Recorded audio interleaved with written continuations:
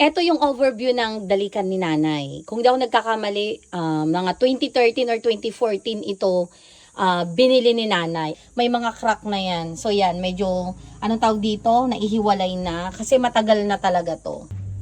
Ilalagay natin. Ayun.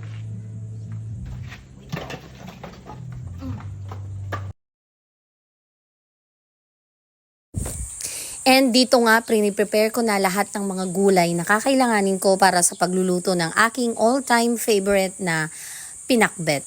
Siyempre, hindi makakalimutan ang sibuyas, ang bawang, ang kamatis, at ang magpapasarap din ng pinakbet. For me, siyempre yung kamote para manamis-namis yung sabaw. Then, meron tayong ampalaya dito. Then, dalawang klase ng talong kasi dalawang beses akong bumili. Meron kasing naiwan yung malalaki, pero pwede pa naman yan. Then, merong ampalaya, mahaba na yung nabili kasi iisa na lang yung naiwan sa ref. And then, meron tayong paltong dito guys na ipapaibabaw ko pag luto na yung lahat ng gulay kasi madali lang maluto itong paltong. Meron din palang okra dito, muntik na makalimutan na banggitin yung okra. At syempre yung siling haba na pampasarap, lalo na kung maanghang itong nabili ko. Malalaman ko yan parang mamaya pag oras na ng kainan, na natin guys. Yung mga kahoy guys. Alam nyo, lumaki din ako sa nanay ko, sa mama ko, na gumagamit talaga kami ng dalikan.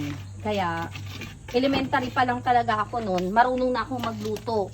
Hindi ako tinuruan actually nanunod lang ako noon kina nanay at kay mama. Kaya yon, pag marunong ka ng maggisa, ganyan, pare-paras lang yan, madali na lang. So yan. Syempre kailangan meron tayong space dito para sa oxygen. Oxygen para hindi mamatay yung apoy at mabilis dumalit. Kasi syempre kung walang space, may hirapan yung hangin na pumasok. So yan. Buti na lang yung bahay namin nandito sa bandang likod. So yan. At datoy, inilokano nagangon. Kaya madali lang itong dumalit. So yan. Okay. So yan, pwede na. Kung titingnan nyo guys, dual purpose ito Magluluto ako dito ng ulam, tapos syempre yung apoy niya, papasok din yan, pwede na akong magluto dito ng kanin.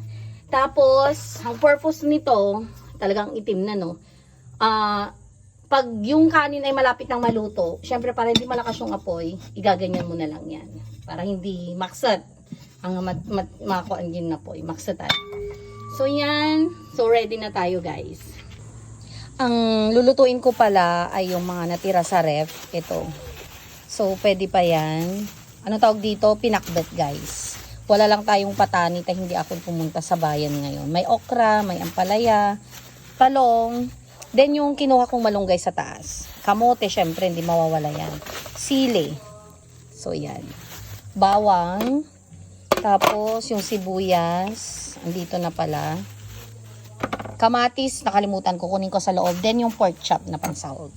So yan, tapos ready na rin yung kanin. Bigas pala, bago maging kanin.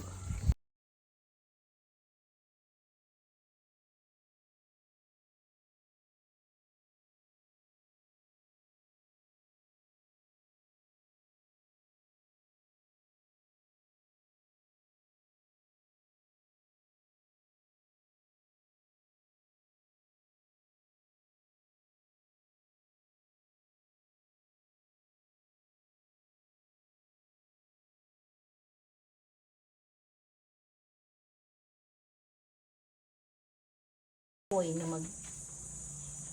tapos open air kaya madali naman.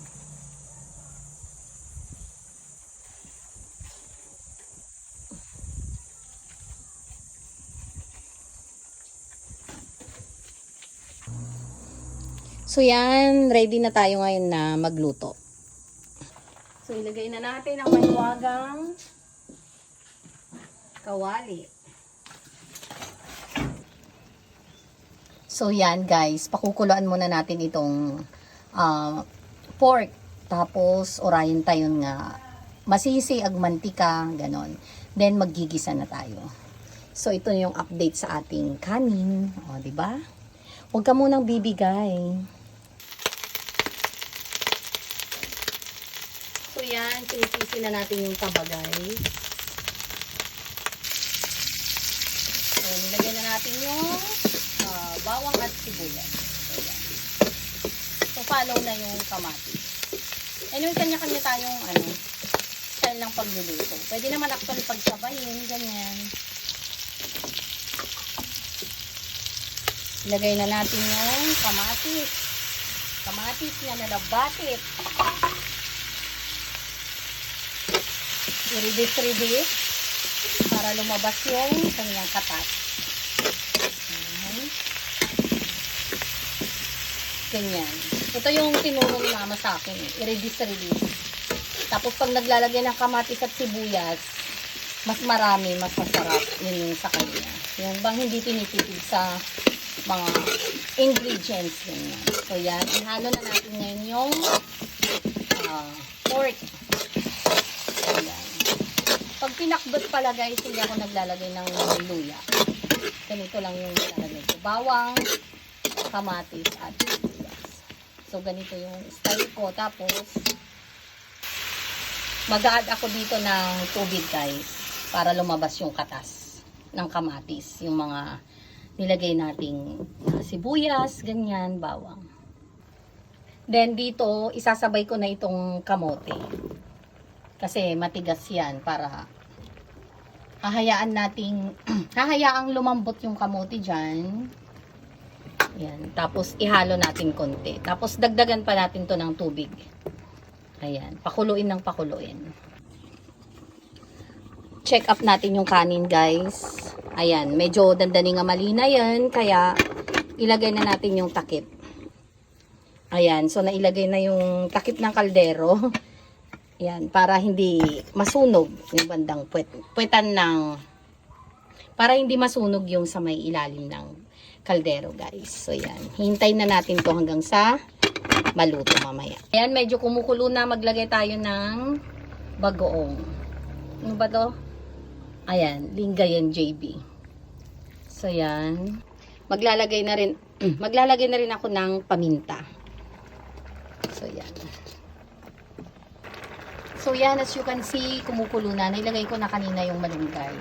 So, lagyan na natin lahat ito, yung ampalaya, talong, and okra guys. So yan. Okay. Hayaan natin kumulo hanggang sa lumambot at maluto ang mga ito. So, magdagdag lang tayo ng pampalasa guys. Yung patis. Okay na yan. Yan. And let us check also. So, yan, as of this moment, so yan, malapit nang lumambot yung mga gulay. Yan, malapit na talagang maluto. At syempre, iparabaw tayo datoy. Iparabaw ko datoy paltong, inilokano. Nagimas talaga ito.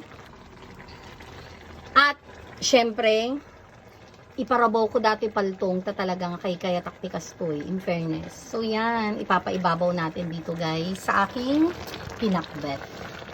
Yun. Ayan. So, medyo i-press konti. Ayan. Malapit nang maluto ang aking version ng pinakbet. My all-time favorite. Hindi talaga ako magsasawa. So, yan. Diba? So, yan. Thank you, Lord, for this day, for these bountiful blessings. Para sa aking family, salamat sa lakas. At nakapagluto na naman ako ng isa sa aking pinakapaborito at hindi ako magsasawa. So, yan. O, diba? Pinakbet for today's lunch.